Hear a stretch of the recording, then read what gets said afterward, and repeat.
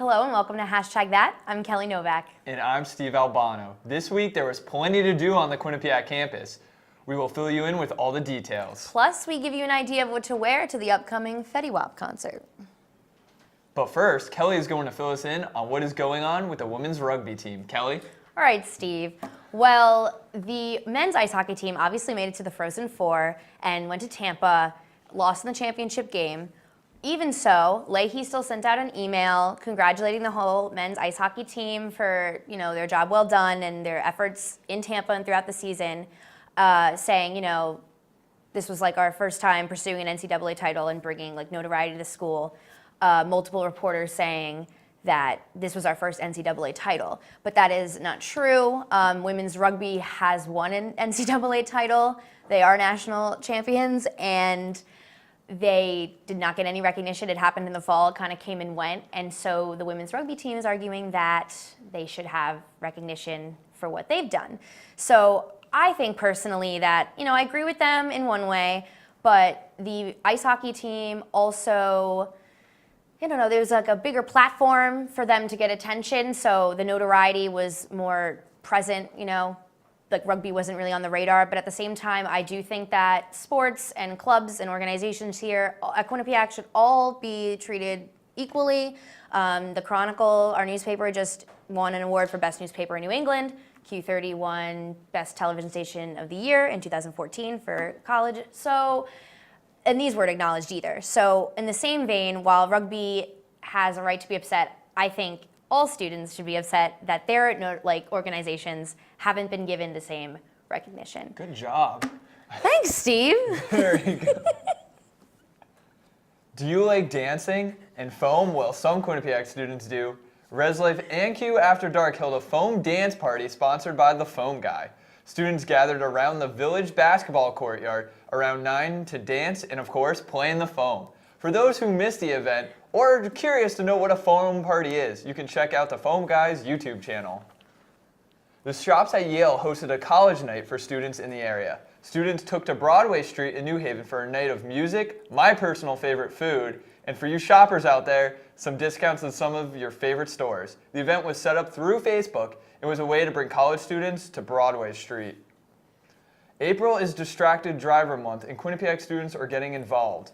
A public relations class here at Quinnipiac has created a campaign called It's in Your Hands.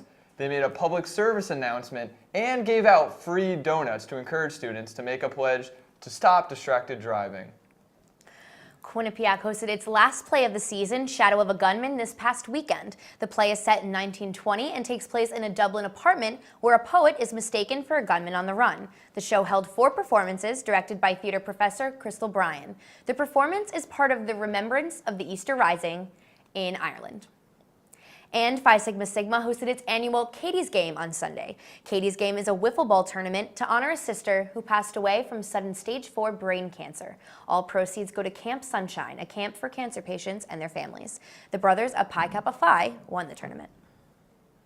Fetty Wap is coming to campus this Friday for the annual Wake the Giant concert. That is right, Steve. And I spoke to the student programming board to find out just how they prepare for the big show. This year's Wake the Giant concert featuring rapper Fetty Wap will be the biggest yet. Over 3,000 students will pack into the TD Bank Sports Center on Friday for the annual show. The Student Programming Board Main Stage Chair, Alex Lamagna, oversees almost 100 SPB members to ensure a smooth production. I have 6 directors that sit under me alone. So I have someone in charge of stage crew, hospitality, novelties, PR, volunteers. Besides constructing the stage and placing security around the arena, Lamagna also caters to the needs of the artists backstage. We basically transform the whole underground area into a concert production area. So we use the locker rooms and we put down a red carpet and we block all the lockers out with drape, and we put couches and furniture in there to make them these crazy looking hospitality rooms. Hospitality Chair Amanda McCormick, who is in charge of decorating these rooms and buying any items the artist might need, appreciates all the details to make the day successful. It's so incredibly awesome to see all the work that gets put into the show, because once you go there you don't see the back end of it, But when you're part of the hospitality station, you're volunteers, you see everything that gets put into the show. It's really cool. Even though all Quinnipiac students see are the tickets, the venue, and the artists themselves, the Student Programming Board has been working tirelessly for months to secure a successful spring concert. It's not just booking an artist and a stage appears and it all comes together. It's every little thing is very much an important detail that needs to be thought out and purchased and contracted out. And while students enjoy Fetty on Friday, preparations for Fall Fest are already in the works. Coming up on #that, we bring a special guest to talk about the social media moment of the week. Stay with us. The freshmen this year have stepped in and really just eliminated that problem, doing the right plays at the right time. I mean, it certainly seems like an uphill battle for this team, but Trisha Fabi is one of the best coaches at this university. Bobcats hosting Arizona State. We'll start with this power play. But she's strong. Good Lord, I saw her lifting one time. She could squat 3 of me. Like, oh, well, 7 of me then.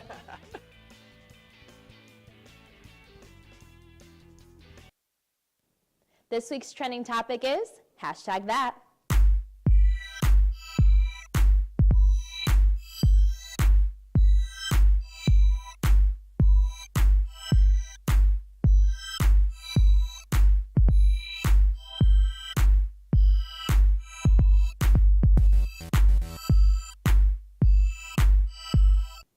We are your source for Quinnipiac entertainment news.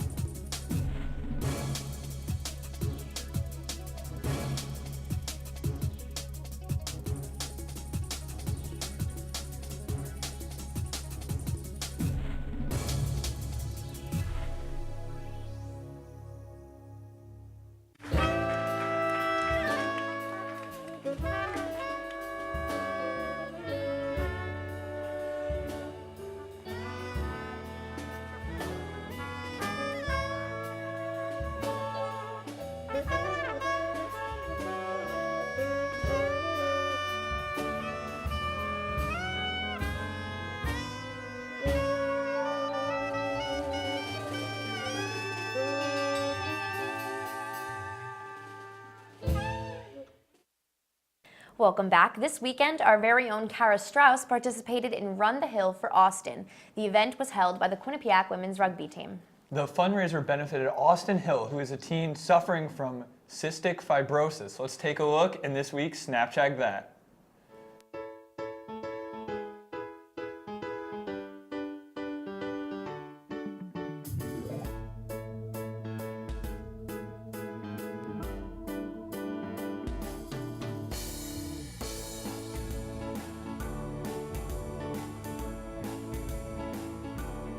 Halfway there.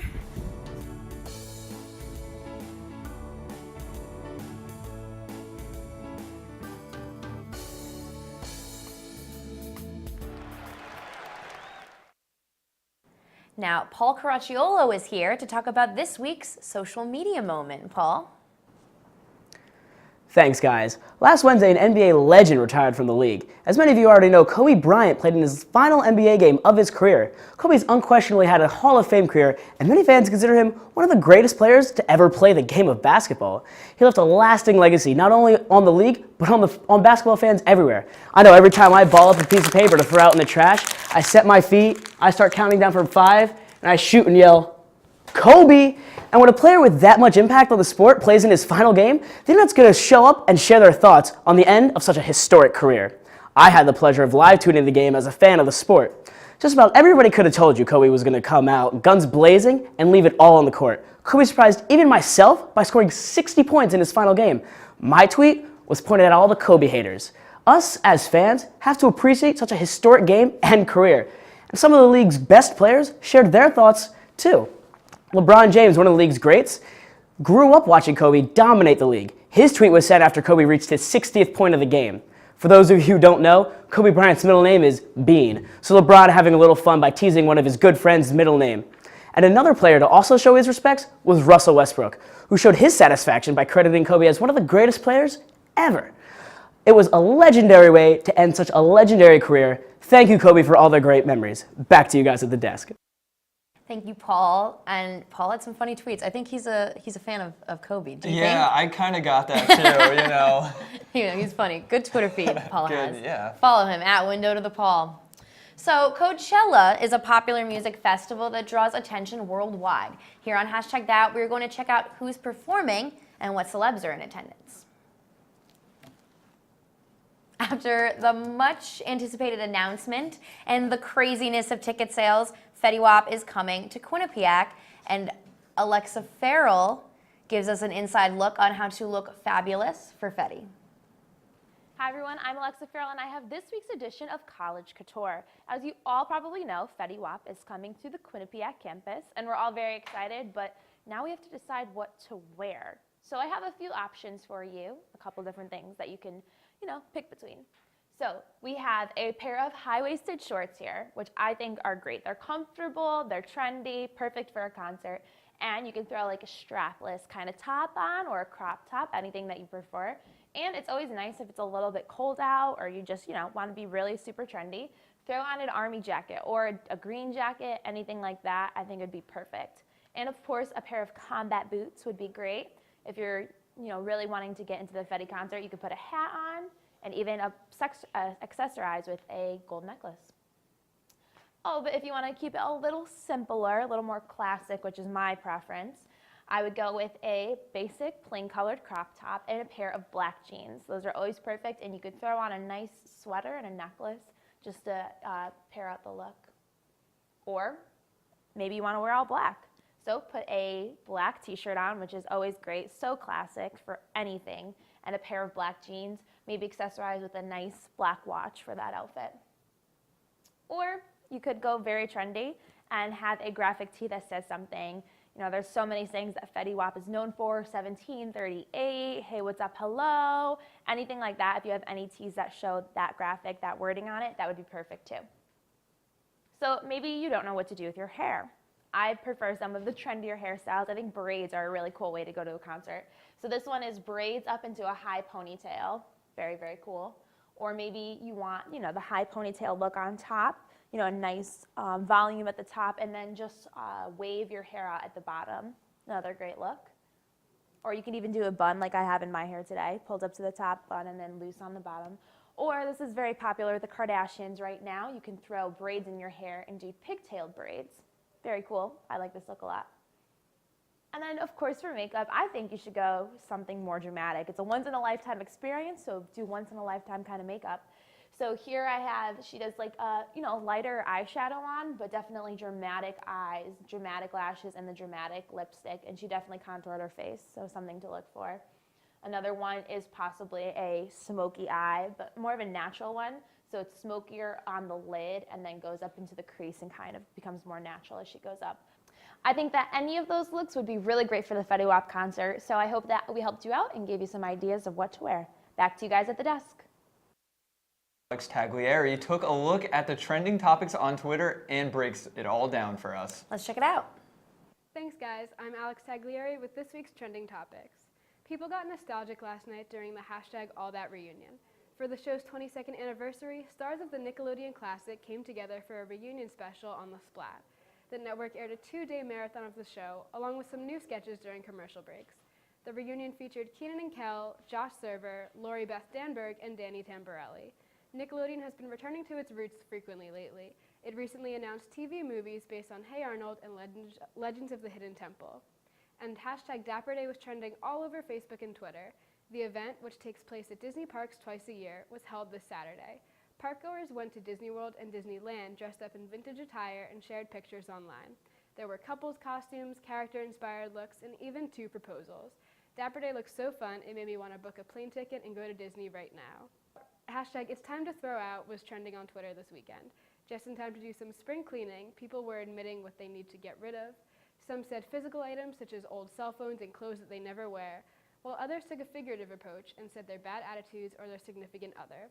Right now, my room's a mess. I don't even know where to start throwing things out. That's all for this week's Trending Topics. Back to you guys at the desk. We both really want to say something. So coming up, we have our weekly debate segment. Stay with us.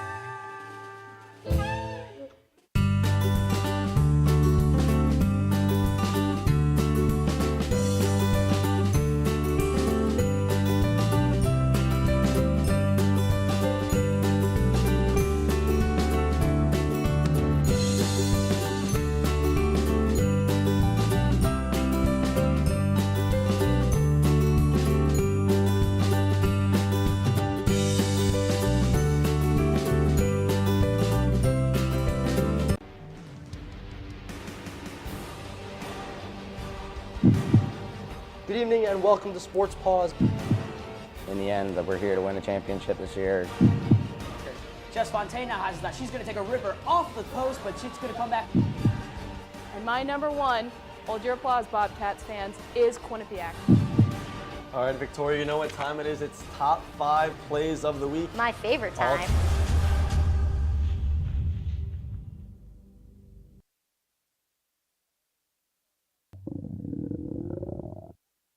I could really go for a Ray and Mike sub right now. Come to Ray and Mike's and try our Philly chicken and cheese for just over $4. Giant cheesesteak subs and mouth-watering boar's head sandwiches for as low as $4.75. Q-Cash accepted just a mile down the road on Whitney, here at Ray and Mike's. You guys who don't know, Coachella is an annual music festival in California that always has huge acts. In this year's lineup, headlines include LCD Sound System, Guns N' Roses, that's a throwback, and Calvin Harris. Celebrities and fans always flock to this concert every year, wearing their festival's best. But is it worth the price tag? Let's see what QU thinks. I would probably want to see Beyonce because I love her and she's Queen Bee. Probably one, because I feel like more famous people would be there. Martin Garrix, because I love a lot of his work, and his songs can be, pumped up and stuff like that. So it's good. I'm not sure which weekend I would want to go to, but I would definitely want to see Mumford & Sons. Someone who didn't really know what Coachella was. I mean, I wouldn't think it was worth the money, or what is it, a couple thousand or whatever to go? I don't know. I thought it was like 600 upwards of 1,000, and I feel like it's probably more because people sell it. I don't know. I feel like if celebrities go to it every year, it has to be expensive. I mean, if LCD Sound System still uses, or they had a MySpace page, I feel like if that's your headlining tour, it shouldn't be worth that much money. He Googled LCD Sound System before and found a MySpace. They probably They had a pretty rockin' MySpace page, back in the day. I don't know. I mean, I think it would be cool maybe to because I've been to, I've never been to a music festival. I've been to concerts, and I think it would be cool to see a celebrity in the, you're just watching a concert, you look to your left and it's Taylor Swift or something. Yeah. That might be, well, for me, I would probably faint. Oh, well, you sing Taylor Swift songs all the time, so I mean, for you. No, but I think that could be cool, having just a celebrity in the crowd with you and seeing what everyone wears and stuff. I personally wish I had a reason to wear a flower crown without looking like a lame-o.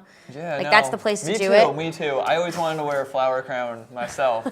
Well, now you can with a Snapchat filter, so that dream true. hasn't died yet. But I don't know. I don't think it's worth it either, if we're being honest, but I think I would want to dance with Taylor Swift. It's just a weird variety of people. I agree completely. Now, switching gears back to campus, living on Mount Carmel is an opportunity that all freshmen and sophomore students at Quinnipiac are given, or at least should be. This year, 139 students were left without housing. These students will be living up on the York Hill campus with juniors and seniors. Is that fair? Let's see what Quinnipiac students thought. I don't think it's very fair because I feel like that's excluding the people and they're putting them up there and isolating them, and a lot of people want to be with the rest of their classmates, so they're kind of at a disadvantage if they're living up at York. I think it's ridiculous that they're making them do that, and especially that they had no warning going into that. I agree. I mean, York is like a great place to live, but maybe not for sophomores just yet. I think it's pretty cool. The rooms up there are apparently nicer, so. Personally, I feel like it's unfair, and I feel bad for them because they like just got thrown up there, you know? Like they don't get to get the experience that the rest of the sophomores are getting. But who knows, maybe they'll like it. All right. I mean, I transferred in last year, and I've never lived on main campus, period, and I'm okay. But I am also the same age as juniors and seniors. I don't know. I mean, it could be, there's like pluses and minuses, clearly. That's why we're debating this topic. Clearly. Clearly there's some positives and okay, negatives. I mean, obviously, if the sophomore is like the 139 up on York, like they wouldn't be living near their friends. They'd have to take the shuttle. Exactly. Oh my gosh, like such a hard life. But they would have to shuttle down to see their friends, and they'd be up with juniors and seniors. But at the same time, it's always low key up there.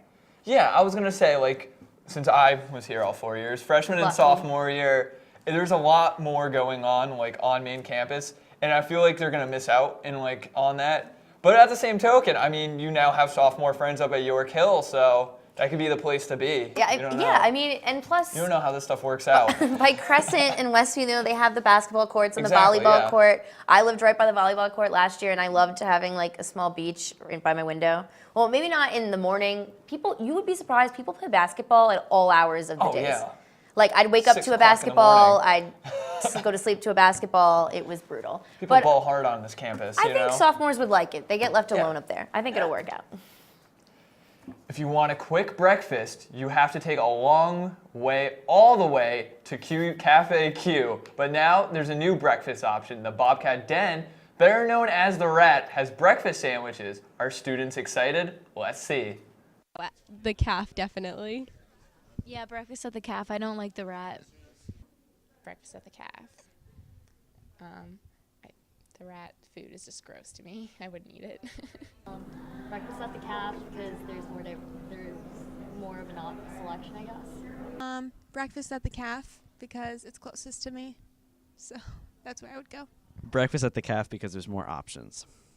Definitely breakfast at the Rat because I live in Ledges and that's a lot closer to me, so prefer the less walk.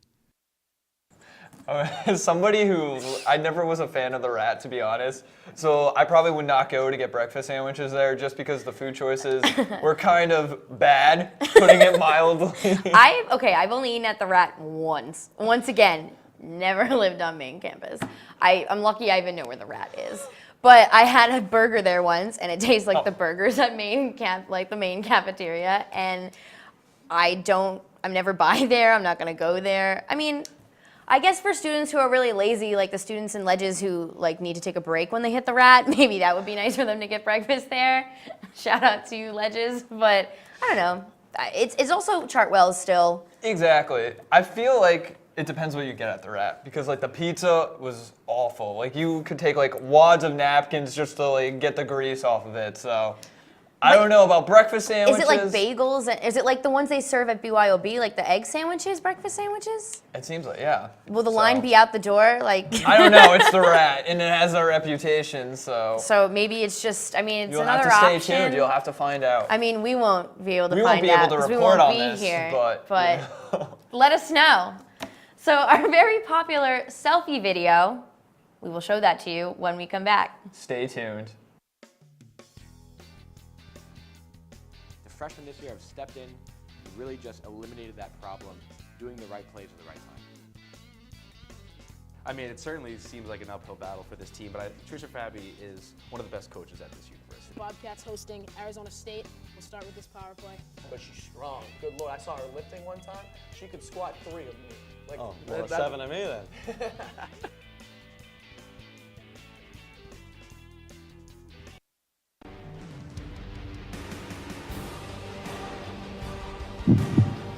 Good evening and welcome to Sports Pause. In the end, we're here to win the championship this year. Jess Fontana has that. She's going to take a ripper off the post, but she's going to come back. And my number one Hold your applause, Bobcats fans, is Quinnipiac. All right, Victoria, you know what time it is? It's top 5 plays of the week. My favorite time.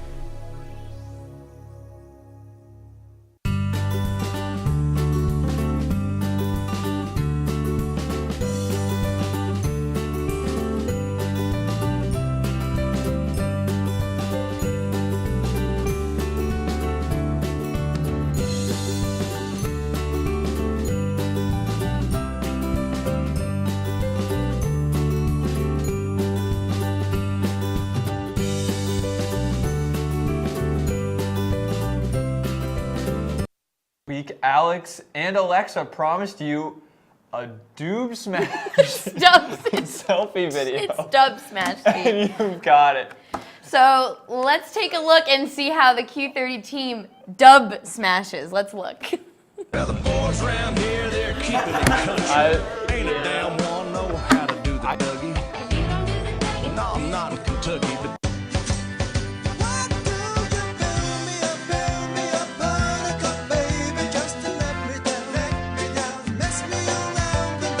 Orange mocha frappuccino. I'm a nerd. I'm a nerd. I'm a nerd. I'm a nerd. I'm a nerd. I'm a nerd. Is this the Krusty Krab? No, this is Patrick.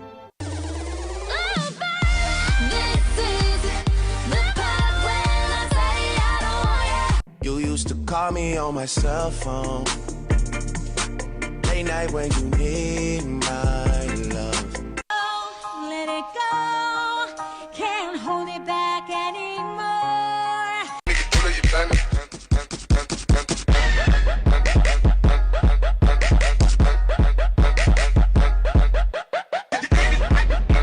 60% of the time, it works every time.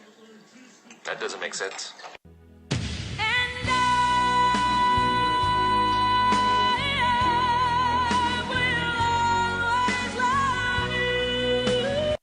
And that's all the entertainment news we have for you this week. Be sure to connect with us on Instagram and Twitter and at #ThatQU.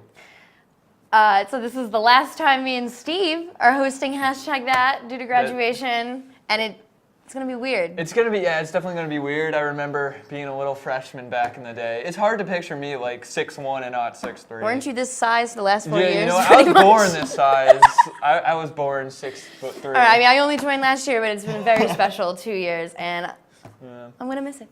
So thank you, and good night. We'll be back next week.